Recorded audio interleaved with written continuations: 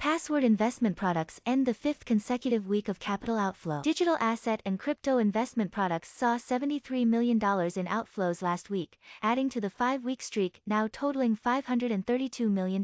As a percentage of total assets under management, this period marked the sharpest outflows since 2018, according to the latest CoinShares report. However, the report also acknowledged the first daily inflows of the year on Wednesday and Friday last week. According to the report, these positive price moves suggest an easing of the recent bearish sentiment. As usual, Bitcoin-based investment products saw the largest amount in traffic over the past week, totaling $55 million in outflow. This makes for outflows in 4 weeks out of the past 5, which now amount to $317 million. The report also emphasized that total AUM in Bitcoin reached a 3-month low of $35 billion midway through last week. Meanwhile, Ethereum-based investment products saw another $30 million in outflows this past week. This makes it the 6th consecutive week of outflows, which now amount to $230 million, representing roughly 1.5% of AUM. Notably, Solana continued to buck the trend, with investment products seeing $5.4 million in inflows after experiencing only 2 weeks of outflows since August 2021. While also seeing a mixture of traffic,